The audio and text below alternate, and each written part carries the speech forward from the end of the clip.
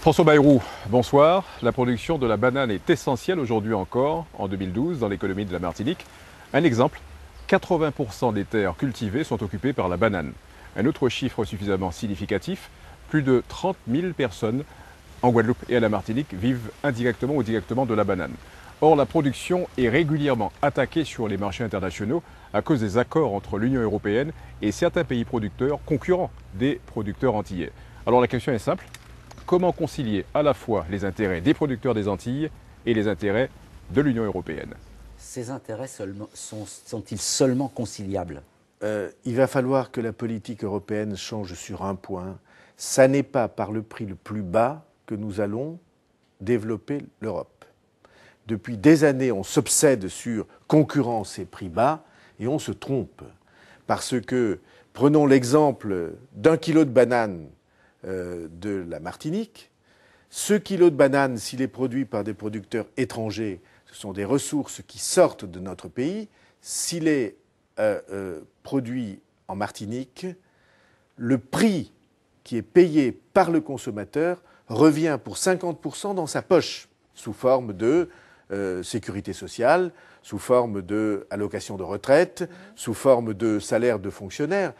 Et en vérité, vous vous apercevez en y réfléchissant que à acheter français, à acheter production française, on y gagne. C'est pas qu'on y perd. Le consommateur y gagne. Mais pas forcément le reste de l'Europe. Ah ben, ceci est autre chose. Commençons par réfléchir à ça. Oui. Comme vous savez, il y a eu le vote d'une motion à l'Assemblée nationale et au Sénat français, exigeant qu'on protège la banane française, la banane européenne, les bananes européennes, les bananes européennes, et je suis tout à fait d'accord pour protéger la banane des Canaries aussi. Alors justement, l'Union européenne, d'un côté, elle verse des subventions aux producteurs, et de l'autre côté, elle favorise la concurrence internationale. Oui. Justement, sur la banane dollar, quand elle, au Parlement européen, au mois de février l'an dernier, ils ont voté donc l'abaissement des droits de douane. Est-ce que ce n'est pas un peu schizophrène? C'est schizophrène et c'est une politique absurde. On pourrait même dire que c'est une politique de gribouille. Vous savez, gribouille, c'est celui qui plongeait dans les temps de peur que la pluie ne le mouille. Donc, il voyait venir l'orage, il plongeait dedans. Avec son petit drapeau français, François Bayrou arrive à convaincre le reste de l'Union européenne qu'il faut changer. Ne dites pas que le drapeau français est petit. Non, mais vous comprenez bien ce que je veux dire par là.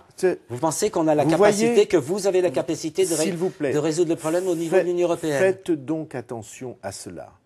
Notre pays n'est pas le plus grand de l'Europe, mais il est quand même parmi les plus grands et même le deuxième plus grand de l'Europe. Vous pensez qu'on va réussir à Ce pays-là, excusez-moi, ça n'est pas un petit pays. C'est un pays qui doit avoir la volonté et la fierté de se défendre et en se défendant, de défendre l'Europe. Alors là, quand je parlais des écrans plats, pour convaincre le reste, par exemple les Allemands qui consomment de la banane dollar. Eh bien, par exemple, pour les Allemands, je dis avec certitude que le fait que nous ayons abandonné un certain nombre de productions industrielles les lèse autant que nous. Les Allemands n'ont pas fait les mêmes erreurs que nous. Pour les voitures, ils continuent, les Allemands, à produire beaucoup de voitures sur leur sol, à augmenter sans cesse le nombre de voitures produites sur leur sol, à augmenter les salaires. On a annoncé hier qu'il y avait des primes importantes de plusieurs milliers d'euros versées aux salariés de Volkswagen.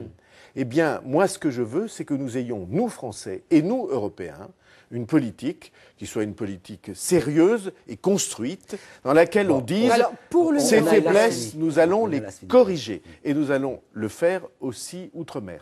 Parce que ce n'est pas des paroles dont l'outre-mer a besoin. C'est des actes. L'outre-mer a besoin d'actes et d'enracinement d'activités sur son sol. François Bayrou, on aurait bien aimé pouvoir